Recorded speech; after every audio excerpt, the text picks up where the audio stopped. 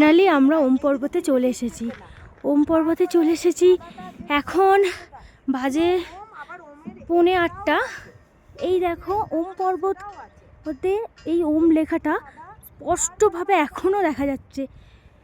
8:45-তে শ্বাসকষ্ট হচ্ছে আমার একটু, কিন্তু এটা দেখে না মন পুরো ভরে যাচ্ছে। এত অপূর্ব দৃশ্য।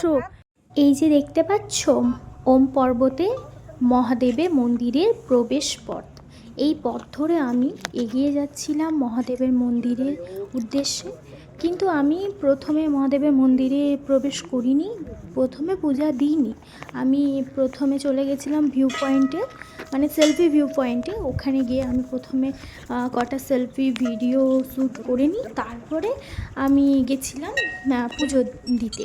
আসলে কি বলতো, এতই ভালো লেগেছিল এই পাহাড়ের দৃশ্য আর নীল আকাশের মাঝে এই মুহূর্তগুলো প্রথমে ক্যামেরাবন্দি করতে খুব ইচ্ছা করছিল। আর তারপরে দেখি এখানে সেনা প্রশিক্ষণ চলছিল।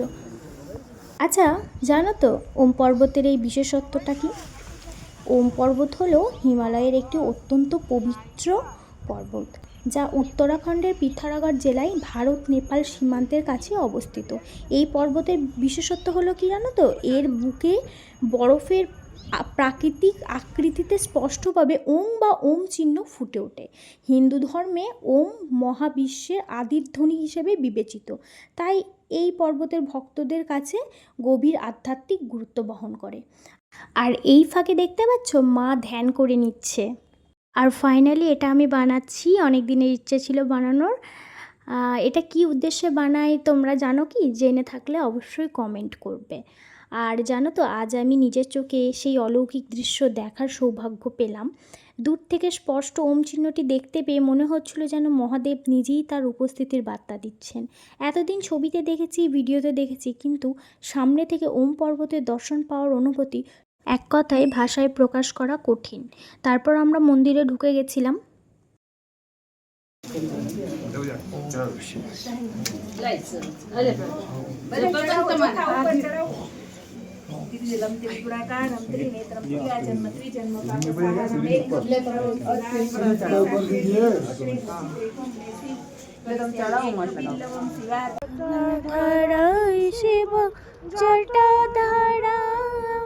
হরে হরে ভোলে নমো শিবায়। জটাধারায় শিব জটাধারায় হর হর ভোলে নমো শিবায় নমো শিবায় নমো শিবায় হর হর ভোলে নমো শিবায়। এই ভিডিওটা দেখো, এই ভিডিওটার মধ্যে তোমরা কে কি কি দেখতে পাচ্ছ আমাকে কমেন্টে জানাবে। আমি কিন্তু অনেক কিছু দেখতে পাচ্ছি, তার মধ্যে এই একটা তোমাদেরকে দেখাচ্ছি। এই দেখতে পাচ্ছ একটা নন্দীর ছবি আর একজনের ছবি, দেখতে পাচ্ছ? ভালো করে দেখো। এইটার মধ্যে অনেক অনেক কিছু ছবি আছে, অনেক কিছু দেখা যাচ্ছে। শিবশম্ভু, আরো অনেক কিছু।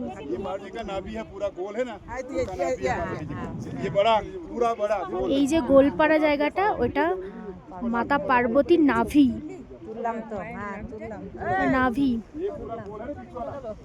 এই গোটা পাহাড়টার মধ্যে কত রকমের যে ঠাকুর ঈশ্বর যে বিরাজ করছে, কত রকমের যে প্রতিচ্ছবি দেখতে পাচ্ছি। একবার এটা, একবার ওটা, একবার শিব, একবার মাতা পার্বতী, একবার নন্দী, একবার অসুর, একবার গণেশ, একবার ব্রহ্মা বিষ্ণু মহেশ্বর।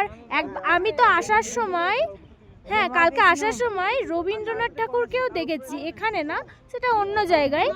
মানে কিছু বলার নেই। এইখানটা একটা দেখতে পাচ্ছ, আমি দেখতে পাচ্ছি মহাকালের যে একটা দৃশ্য, এই উপরে ত্রিশূল নিয়ে মহাকালের একটা যে দৃশ্য। बम बम बोले बोले महादेव महादेव नमो पार्वती पते पते।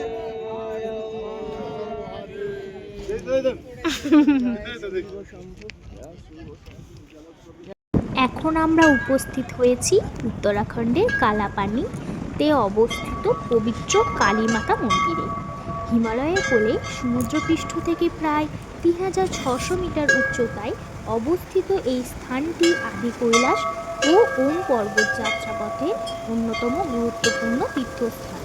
ভক্তদের বিশ্বাস এখান থেকে উৎপত্তি হয়েছে নাকি পবিত্র কালী নদী, যা পরবর্তীতে বহু দূর পর্যন্ত প্রবাহিত হয়ে ভারত ও নেপালের সীমান্ত গঠন করেছে। চারিদিকে সুউচ্চ পর্বতশ্রেণী, নির্মল বাতাস আর গভীর নীরবতার মাঝে দাঁড়িয়ে রয়েছে এই কালীমাতা মন্দির। প্রকৃতির অপার সৌন্দর্য আর আধ্যাত্মিকতার এক অপূর্ব মিলন ঘটেছে এখানে। শত শত তীর্থযাত্রী প্রতি বছর মা কালীর আশীর্বাদ লাভের উদ্দেশ্যে এই পবিত্র স্থানে আসেন। কথিত আছে মা কালীর কৃপায় এই অঞ্চল সর্বদা সুরক্ষিত থাকে। মন্দিরের পাশেই দেখা যায় সেই পবিত্র জলধারা, যাকে কালী নদীর উৎস বলে মনে করা হয়। এই স্থান শুধু একটি মন্দির নয়, এটি ভক্তি, বিশ্বাস এবং হিমালয়ের রহস্যময় সৌন্দর্যের এক অনন্য প্রতীক। মা কালী দর্শন করে মন যেন এক অদ্ভুত শান্তিতে ভরে ওঠে। আদি কৈলাস ও ওম পর্বতের পথে এই পবিত্র স্থানে সত্যি এসে নিজেকে ধন্য বলে মনে হচ্ছে। আর এটা কালী নদীর উৎসস্থল। এই যে দেখছো, এটা হচ্ছে যে ব্যাস ভ্যালি, এটা হচ্ছে যে ব্যাসদেবের গুহা। এই যে কালী মাতার মন্দির, এই মন্দিরের অপোজিটেই হচ্ছে ব্যাসদেবের গুহা। এই গুহাতে ব্যাসদেব থাকতেন, স্বয়ং ব্যাসদেব। এরপর আমরা গুঞ্জিতে ব্যাক করি আমাদের লাগেজগুলো নিয়ে আসার জন্য। তারপরে গুঞ্জিতেই আমরা একটা হোটেলে লাঞ্চ করি।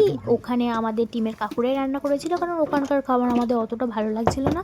ওদেরকে রিকোয়েস্ট করা হয়েছিল, ওরা বলেছিল ঠিক আছে করো, তখন আমরা নিজেরা করে নিয়েছিলাম। আচ্ছা, আমার ভিডিওটা কেমন লাগলো অবশ্যই জানাবে কিন্তু তোমরা।